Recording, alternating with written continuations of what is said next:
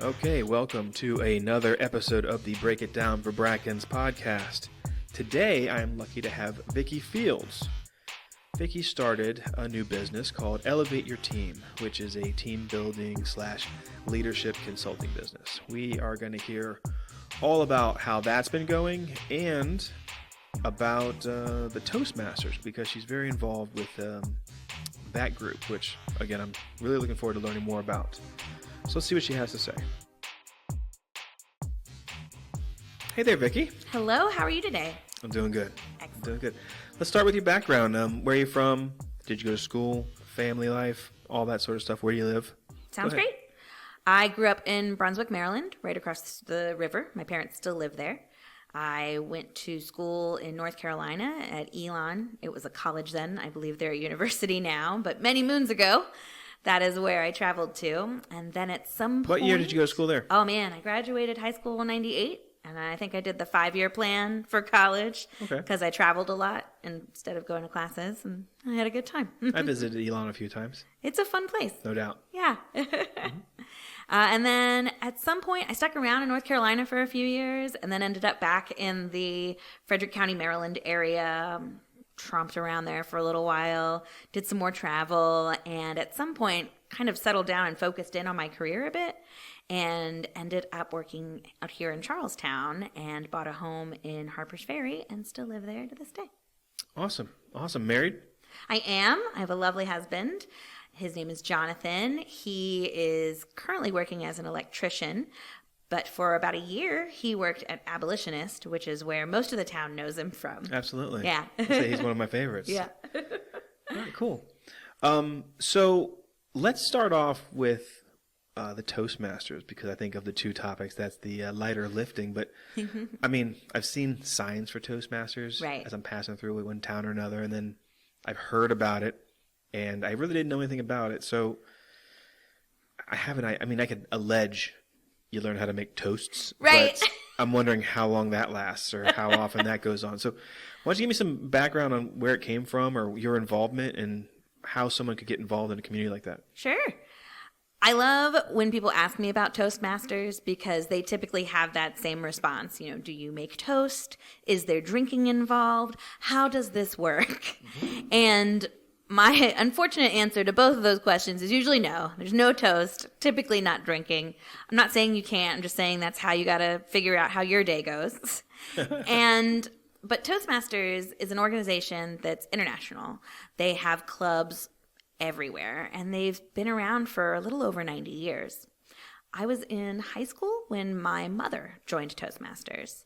She is kind of your classic accountant introvert and was basically told by her boss that there was no way she was going to be able to continue her career, elevate it basically, without having better presentation skills. So she took it upon herself to figure out how to do that for herself, and she found Toastmasters. And through their program, she was able to better articulate her wants and her desires, and she was able to use that skill set in her work and be able to get that promotion she was looking for. It wasn't overnight. It took time. It is a self-paced program, so if life throws you curveballs, it's okay. Do what you need to do. But I think from being very young and seeing not only how she was able to apply that in her work life and get that promotion, but even at home, she was able to better articulate what she wanted, how she wanted to go about things, which I found amazing. Since she usually just let me and Dad figure out what we were doing, all of a sudden she was like, no, I have an opinion. I'm going to tell you about it in a constructive way. And I thought that was really cool. Later in life, in my career, I became heavily involved in training and development and wanted to provide a resource to the people that I worked with and the community in which I lived in to do exactly that. Focus on public speaking, focus on leadership skills. So I joined Toastmasters in 2012 just to reacquaint myself with what the program was, how it worked, how I would be able to bring that to our community, and then was very fortunate in 2015 and opened Hollywood Toastmasters here in Charlestown. Oh, wow. Okay.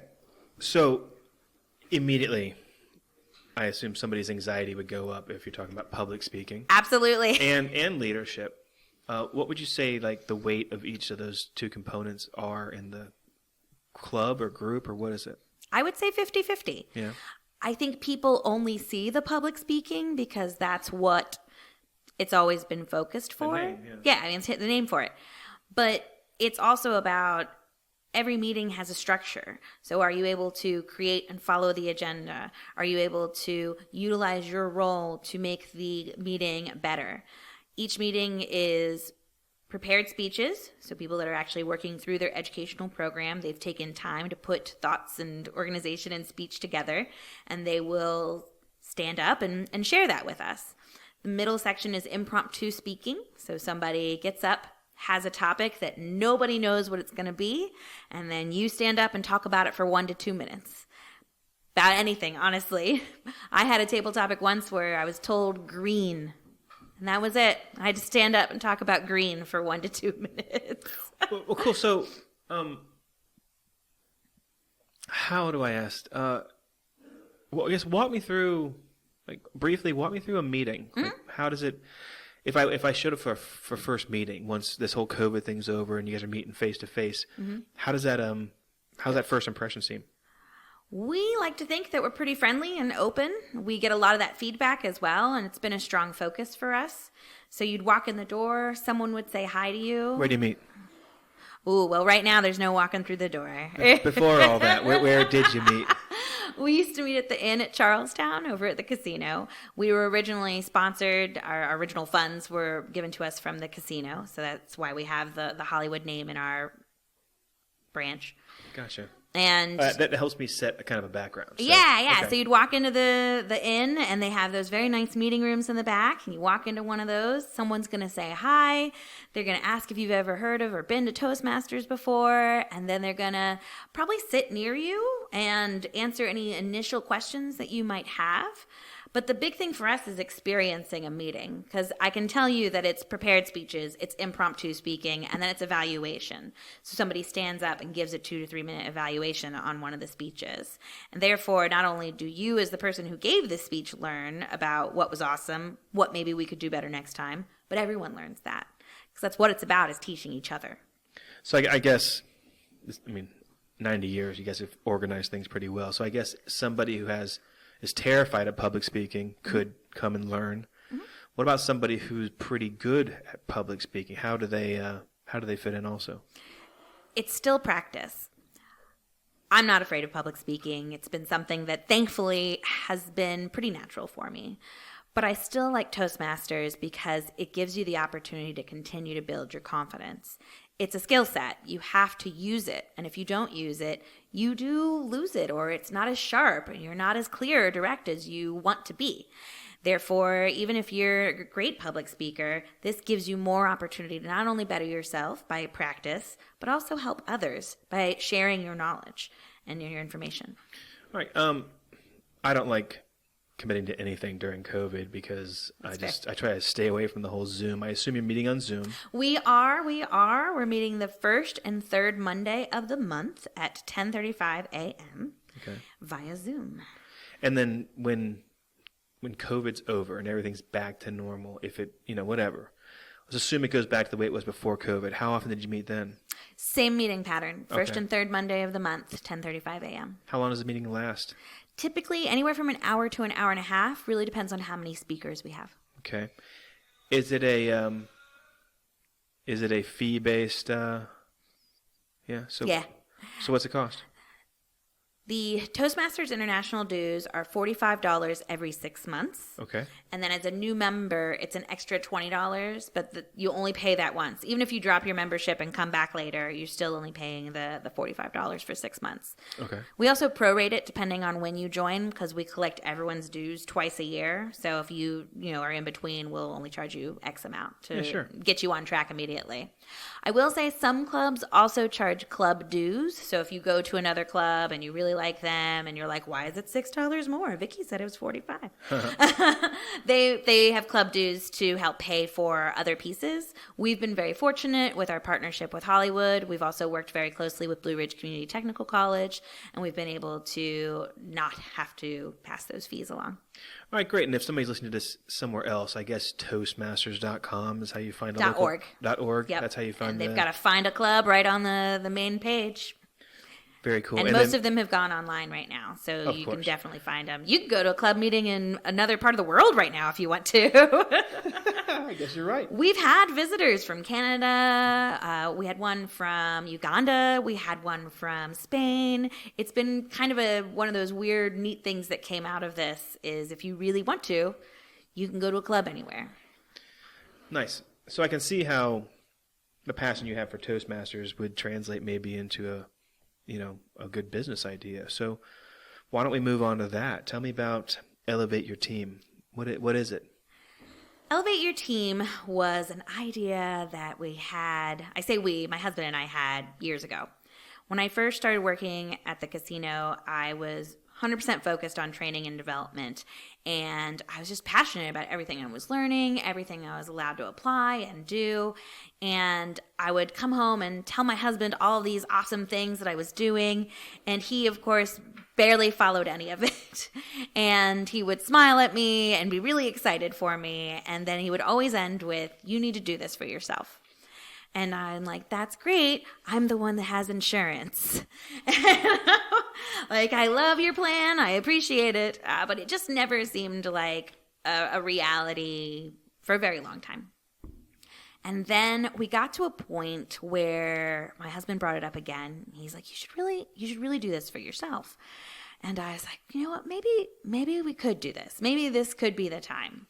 And then I got pregnant, and I did not want to do both at the same time. Right. It just didn't seem like something I wanted to try and juggle both at that point. And then I was like, well, maybe when she starts school, we can look at it again.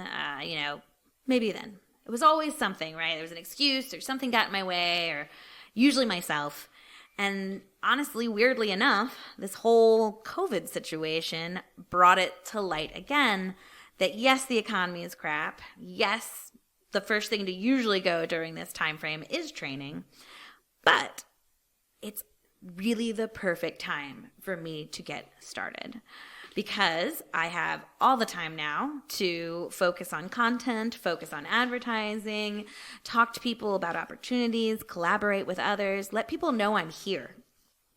And that way, when the budgets open up a little bit in the future, hopefully, I'm top of mind, and they'd want to bring me in. Vicky, you're getting in the weeds. I'm so excited. No, yeah, but you're in the weeds, so I still don't know what it is. Oh my goodness. Yeah, that's kind of like where did the concept come from? That's a good point. Tell me what it like it is and who it's for, and then that'll spawn a whole bunch of questions. There we go. So Elevate Your Team is about collaborating to find the best solution to make your team successful. That could mean a lot of things. My wheelhouse is guest service, leadership development, communication, and employee engagement. So those are my 4 main areas that I can bring some strength to. So pick a company that would be an ideal customer and then kind of walk me through how some of those bullet points could be addressed. Yeah. So an ideal customer would be, for me, ideally a small business, but I could absolutely work with a larger business. It's really, I'm looking at places that don't have the training and development in-house. Most companies don't. Right. That's a luxury. And I can bring that skill set to you because you're not going to pay a full-time person to do it. That's okay. That's not everyone's priority. But at the same time, you still have team members that are serving guests, and you want them to have a certain level of guest service for their approach. You still have people that you want to promote into leadership positions, and you're assuming they know how to communicate, they know how to delegate, they know how to follow up, they know how to critically think, utilize emotional intelligence. Most people don't. We just push people into them and say, good luck, you can do this now. You have a title. Absolutely not. So bringing someone like myself in allows you to collaborate and figure out what the best approach is. Let's use a downtown bar or restaurant as an example. Yeah. So they're serving the guests. There's management. There's upper management. There's trainees. There's servers. There's bartenders. Are you able to kind of like role play me on that one? Like say, okay, here's how we would work with the servers, or here's how we work with management or promoting management or succeeding in their goals to make management, if that's their goal. That's their goals. Yeah. So there's a lot of things to unpack there. You talk about the servers first. That's your front line. That's the people that are taking care of the people that are making your business successful. So you have to sort of decide what level of service it is that you're looking for. You know, the Bavarian versus, Ortega's, that's two completely different approaches. Guest service training at the Bavarian is probably a longer ongoing experience versus Ortega's, which can sort of be narrowed down pretty quickly. And this is your interaction. How can we make it the best interaction for your guests and for you? And then you've got your management piece. Do you want to develop a checklist of things that you want to make sure your supervisors or managers can do? Or do you want a full-blown training program? That's why I could think of it more of as a collaboration, because each of these businesses are different, and they're going to have really different approaches. And I think that's a good thing. It's not one size fits all. Okay. So then let's use Brackens Painting, coincidentally one of the sponsors of this podcast. So let's assume Brackens Painting has 8 employees. Okay. An owner, which would be me, the ultimate manager. And then there's the 2 or 3 foremen/managers or project managers. Okay. What would you ask me kind of on a initial assessment? What are your mission and vision as a company? Okay. Because I don't want to do anything that's not going to directly align with what you are trying to accomplish as a company. Vicky, can you help me create a mission? You know I can. Okay, good. And then you'll help me understand the difference between a mission and a vision? Yes. Okay. And then let's assume that our mission, I'm going to get this wrong. Watch me get it wrong. Basically, we're here to provide people with a service of changing the colors of their walls. Right. Okay. As a goal, it's our goal to do it to make a profit, but to do it within budget margins.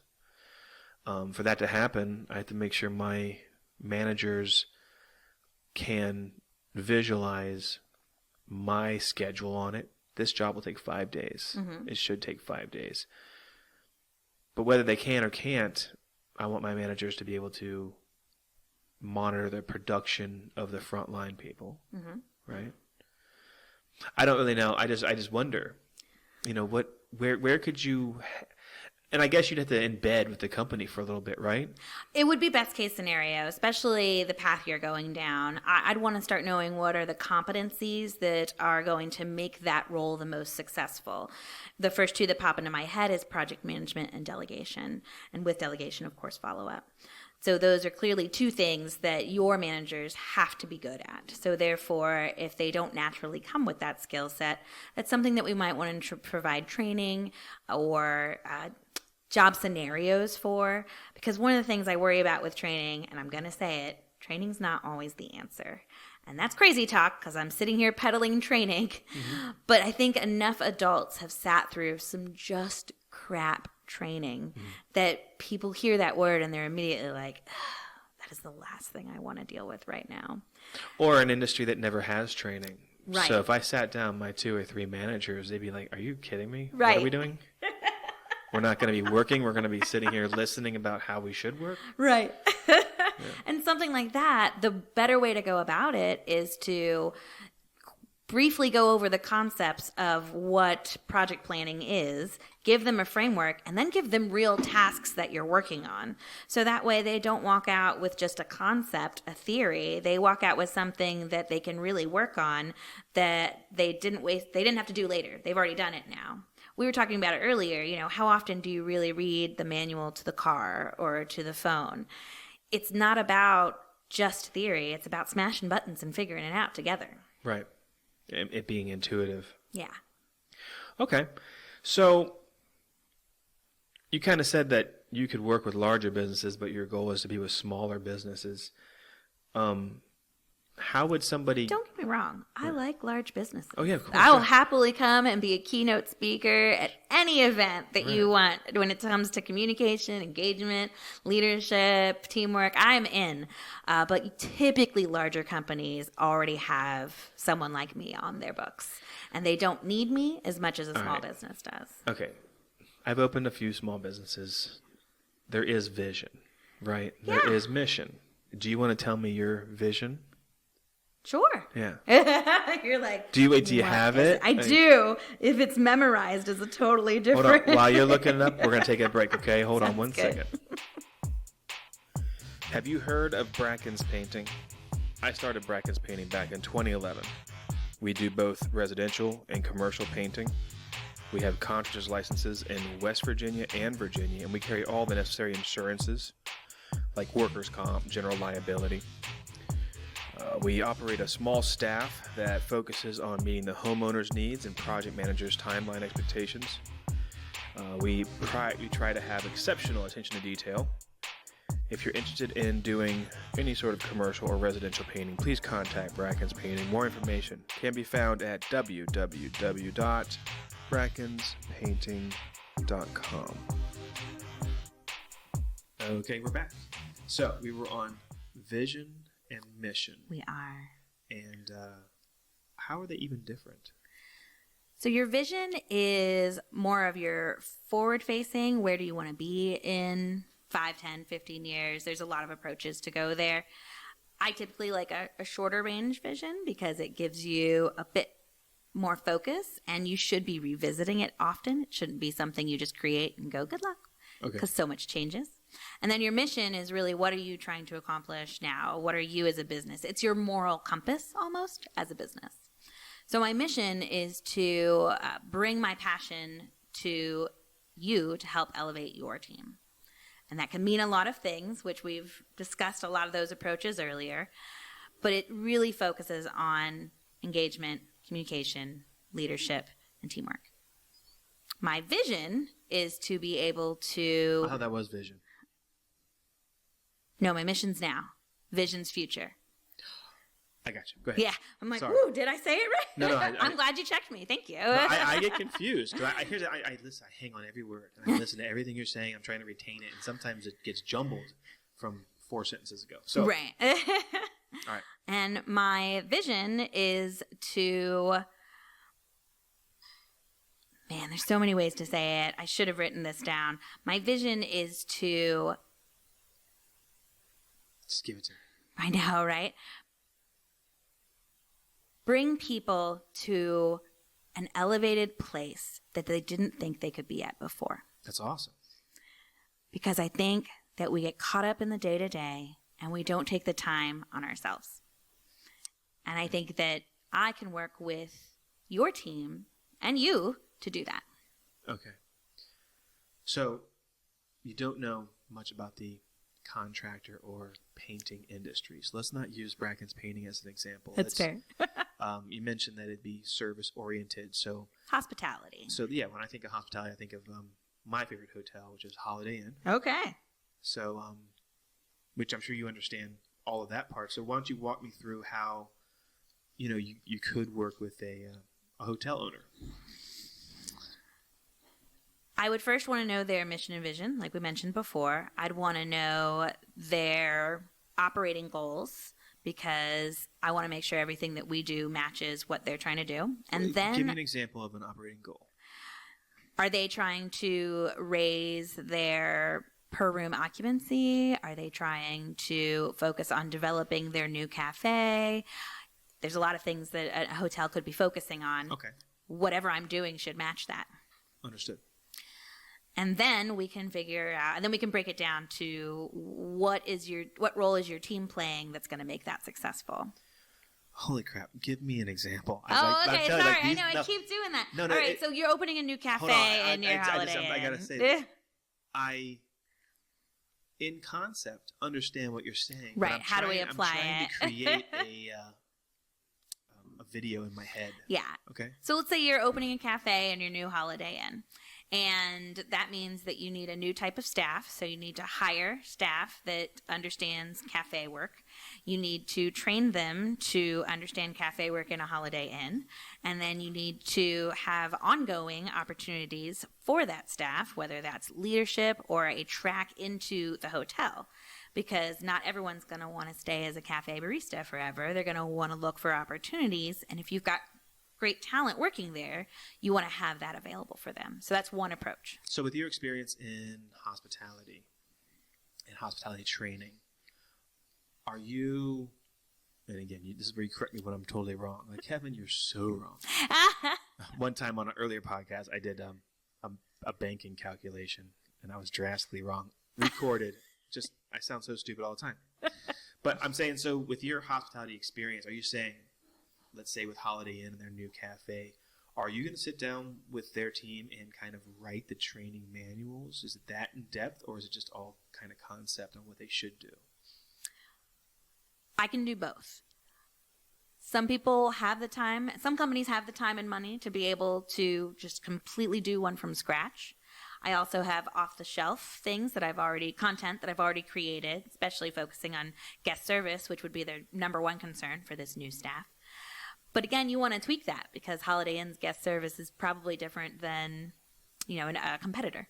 Awesome. Okay, so I understand there. I remember when I worked at fitness facilities in Manhattan and eventually in D.C.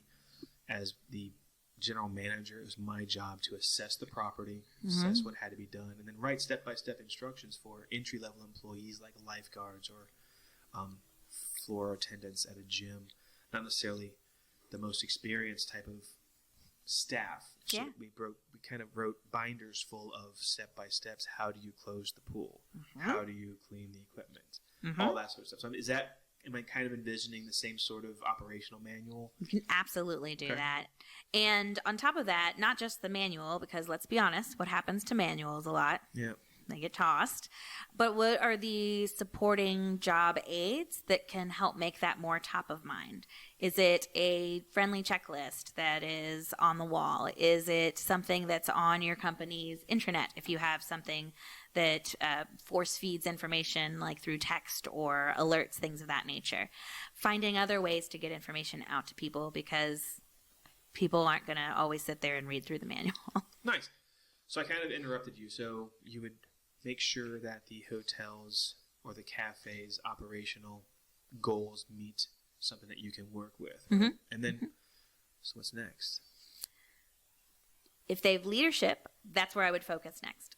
Okay. Because you got to get everyone sort of in place first before you can then get them to their next step. We call it career planning or succession planning. So your career planning is, what does this frontline team member, what skills do they need to be at the next level?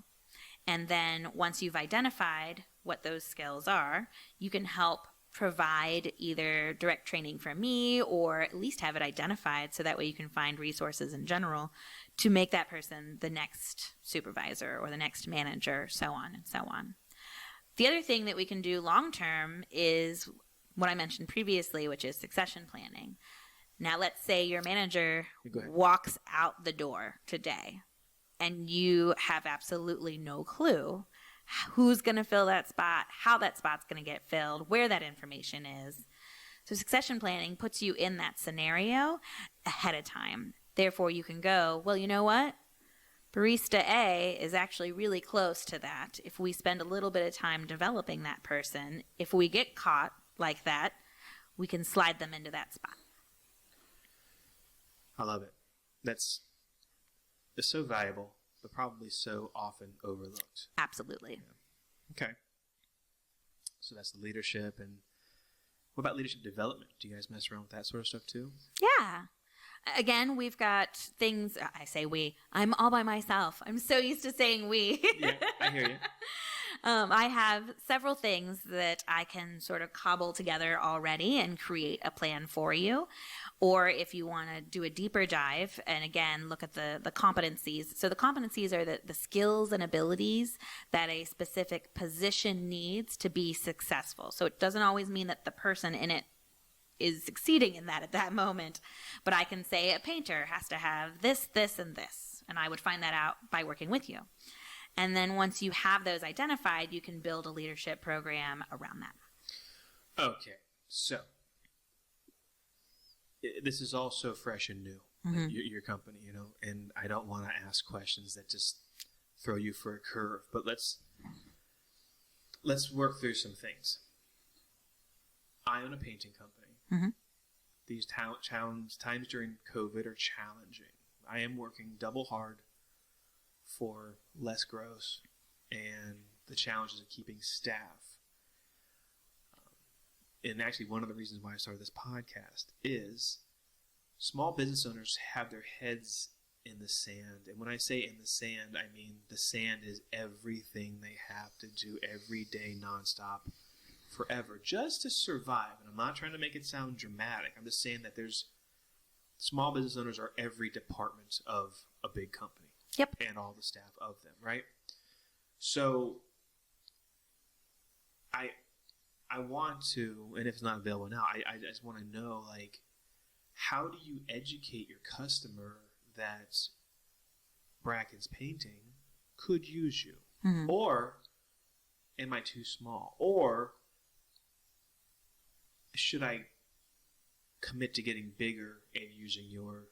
I guess what I'm trying to say is I would assume that a lot of companies would think that they were too small or couldn't afford it, or that sort of thing. How do you counter those sort of like concerns? So two-prong. One, there are businesses that are too small. I'm out of the range of what their budget will hold, especially now with everybody working as hard as possible and less income. It's tight. Yeah, right. I can get that. So for that market, I am actually interested in partnering with Blue Ridge Community Technical College and the Chamber of Commerce in providing more of a group approach to those types of opportunities. So providing guest service for this level or guest service for fine dining level, and as whether it's online or in person, depending on where we are in the world at that point, but something that you could send two people to, an abolitionist could send two people to, and, Ortegas could send two people, so on and so on, just to make sure that that information is available to as many people as possible and a little bit more affordable for that group, because they need training and these opportunities, honestly, just as much, if not more, than those that can afford it on a regular basis. I gotcha. Well, I'll tell you, I'm excited to see it grow, and I love your position in the community. I mean, I see you around. I see your social media posts. Of course, I know your husband. And like, I want to push hard. I want to ask all these like scenarios, like, well, what about this? And what about that? And what about this? But I'm having a hard time.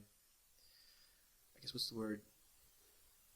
Because I'm no longer in a service industry, right? Even though painting provides a service, and my guys are all, how do I put it?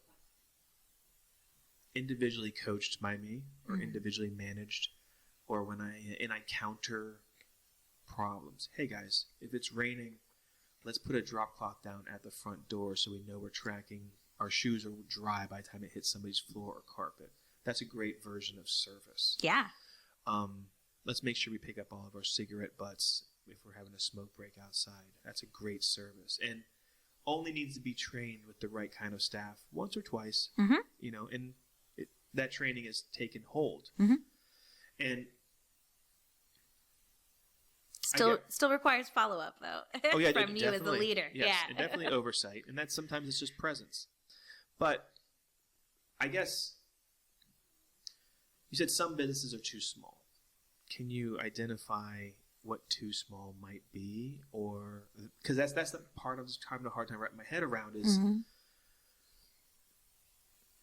Yeah, so just tell me that. Like, what's too small? I think if you're 2 or 3 people, it would be more beneficial to do that in a larger group setting that would be offered to the community. Bingo, got it. I think if you have a staff of 8 or more, so not just leadership, but like your frontline staff, then you're probably in a better wheelhouse. In fact, I had a call last week with a company that is about 40-ish people, and we are focusing on leadership is not a title.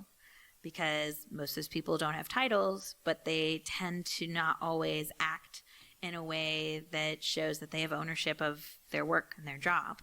So how do we identify what those skills are and give them those tools to do that? So you're talking about minimum. I'm not trying to pigeonhole you here, but of course, I have to understand it. So a company that has 1 to 2 managers and at least 4 or 5 staff under each manager for the most part, where the staff is cohesive in a service environment, whether it's a laundromat, right, like a dry cleaner, or takeout food, or hotel staff, or maybe bed and breakfast kind of deal. Maybe yeah. But basically, and ideally, it would be a hospitality or services focused company. Yeah. Okay. Mostly because that's what my experience is. I was with the casino for 9 years, and then before that, I was with a restaurant industry for 10 years. So all my stories are going to come from some sort of service background. I love it. So if there was any companies that might be listening or people that would know those companies, could you rattle off names of like ideal companies in the region that you'd love to work with? Ooh, well, I'd love to work with API and Hollywood if they would be interested. What about River Riders? Ooh, aren't they super? That's hospitality. That's a great one. Yeah, I was a camp counselor for years too, so I'm all about some outdoors greatness. Right. But I mean, the breweries, they've got a huge brewery up there. I love beer, so that also would be really awesome. Right. Awesome. I think that there's a lot in this community that people are passionate about, and I think that plays really well into what I can bring to them. This is a tourism town, right? Like that's what we do. And I think that why can't we elevate it together to make sure that we're doing it the best way possible? I mean, if that's what we're doing, let's do it great. Nice. Have you developed like an elevator pitch at all for this? Not too well, obviously. I'm clearly all over the place. Well, no. Being on this can be intimidating. Being on a podcast, or maybe in a conversation like this, you are identifying, because you also analyze people's speeches. You might be identifying difficulty communicating certain points, which is totally cool, man. It's a new business owner. I mean, but you're grinding. Like you want to get it, and it's kind of about the story. In this podcast, it's supposed to be about the story of starting a business. It's supposed to be about the challenges and how did you know when the right time was. We talked about that, and then what kind of business entity and how you decide. How soon is too soon for an accountant, and how soon is too soon for a bookkeeper. That's what these kind of conversations are about. So if it sparks something, you think about it, or you realize I'm gonna knock it out of the park next time somebody asks me a similar question. That's totally cool. But this podcast is about people getting to know you, getting to know what your company is going to do or does, and then whether they're a customer of that company or not. So of your company. So I feel like we're kind of getting there in this conversation. What have I not asked that I should have asked? Let's see. I'm going to check my notes while we're thinking. Because that's a great idea. I know. I emailed you a couple questions. Notes. And let's see here. There you are. You kind of explained that, and you explained that. You explained that. Vicky, I think we covered everything, at least that I brought up. I think in the end, being an individual owner, just one person sort of saying, me, me, me. The question is, why me? And the answer is, because I have the knowledge and the experience that you're looking for. I can hear the confidence. I believe you. Yeah, most companies don't have the in-house experience of how to train adults, how to take the information and make it something that not only you want to learn, but you also want to apply. That's huge. And I can do that. And I want digestible. To do that. It can't be too big of a mouthful. It can't be yeah. too light, but just the right level of content to keep people's attention, when in this era it's like impossible to keep anyone's attention. Well, it's more like even bad press is out of people's minds in 6 hours. It's crazy how that works. But So why you? That makes sense. You've been in the industry, you know it, and you've been a trainer. Mm-hmm. And this harkens back. It reminds me of I was a corporate trainer for a big chain restaurant. Oh yeah, me too. That's wonderful. Anytime new talent would come in, we would have to train them on menus and service and how to do this and where to go to get the drinks and don't go behind the bar. All these little rules and stuff, but as well as keeping that energetic kind of high service environment attitude. Huge. Yeah. I opened over 20 new restaurants when I was with that. I worked for Ruby Tuesday in their heyday. Yeah. And I traveled through D.C., Maryland, Virginia, North Carolina, mostly. I think I did one in New Jersey. And I just loved the energy of it. That's what made me think about it, was the high energy, taking everything that you know, giving it to someone else, and watching them be successful with that. It's cool. Yeah, and what's interesting, and I'm not sure if you had the same experience, maybe you have, but the one that I opened was a Champs. Oh, yeah. With the 2 P's, Champs. And it was one of the ones in closer to DC. And I have stayed lifelong friends with the people that we opened with.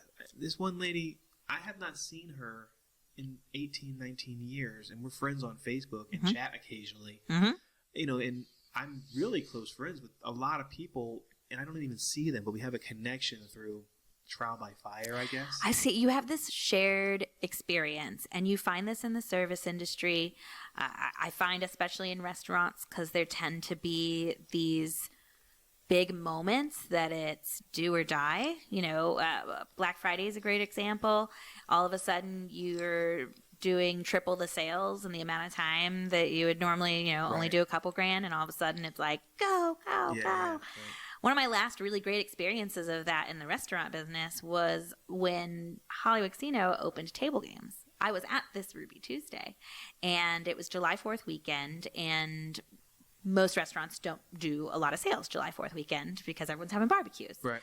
And I was staffed to the hilt. I had to put on a huge truck order, and my director comes in and he's like, "What are you doing? Why do you have all this labor and things going on?"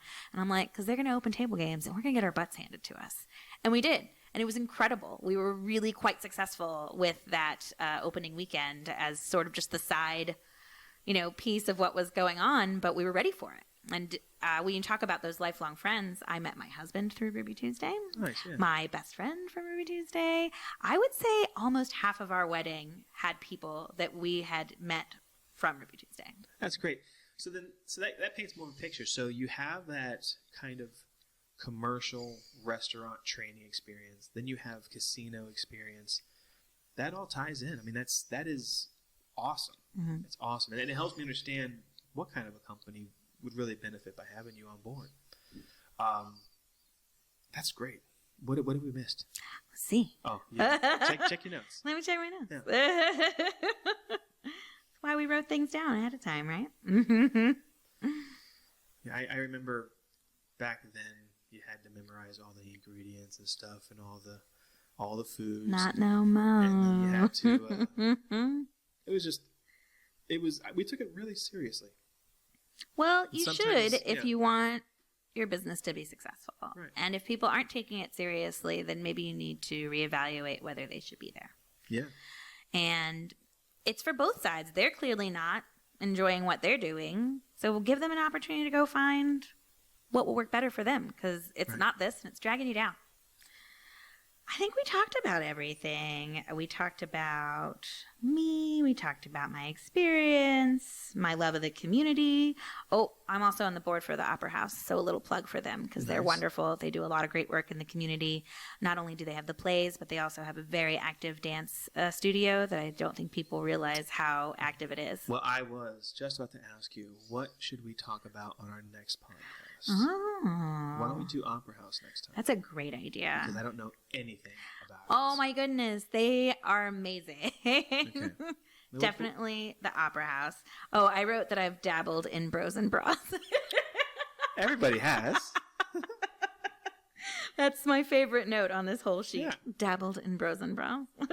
Well, we're still here, so you can come on out anytime you want. I'm trying to think the first time I really remember meeting you, and I'm not saying it is the actual first time, but I remember meeting you at Race for the Ribbons 5K. because I was always the announcer. And I remember your group being there, and you had the flag, and you were running everybody in. And I remember my boss at the time, she's retired, she's no longer there, was very confused about the name of your organization. I'm sure. She's older, a little more on the conservative side, and she definitely needed a little bit of talking to understand what was going on. And I just remember enjoying that whole experience because it was just so funny to me how our world changes and how we all interlock together. So it was kind of cool. Yeah, we love the Race for the Ribbon, and that's one of the really local 5Ks. And our club really hinges on those 5Ks. We like doing those races. Yeah. And they've all grown to do much longer races. But what's amazing to me is even, not so much during COVID, of course, but before we were 10 to 25% of the field at every race we went to. We were a big force. And to have this fitness gang, which is what it was created to be. That's wonderful. We're a fitness gang. We would show up in force in our matching shirts or something. All of our shirts said something on there had to do with bros and bras. And we had the flag, and people were like, what is this group? It's wonderful. Yeah, it's crazy, right? How wonderful it is. But it's a wonderful group, and we had a lot of confusions, especially when we had a little shop downtown. They're like, "Do you guys sell men's bras for heavy guys?" No. We were called a transgender clothing store at one point. Oh yeah. Wow. People thought we sold porn and lingerie. No. Oh yeah. That got hit with that one time. And the Bros and Bras name was probably the primary resource why we did not get grants, is because our name was so wonky. But Bro stands for the Brackens Running Organization. Yep. Bra stands for the Brackens Racing Association. Nice. Even though it's Bros and Bras. And it was all created by Sean Leonard. There's no chance you're listening to this, but I know Sean Ducey came up with the name of the Bros and Bras. And we were riding in the back of a work truck one day. That's wonderful. Yeah, so it goes way back. Well, Vicky, let's wrap this up. I think we have a pretty good gist of what you do. I'm excited to see where it's going. And next time we get together, we'll talk about the Opera House. That would be wonderful. All right, cool. Any last words? Good to go? No, I'm wonderful. Thank you for this opportunity. Again, this is really a new venture for everybody, but I think that there's a huge opportunity to make sure that your team has the tools they need to be successful, and it's you as a business owner that can make that happen, and we can do it together. Well, I imagine people are way more interested in hiring somebody they can hear speak to the passion of their business like we just did. And I think that's a real step in the right direction. So, thanks for being on the podcast. My pleasure. Have a great day. You too.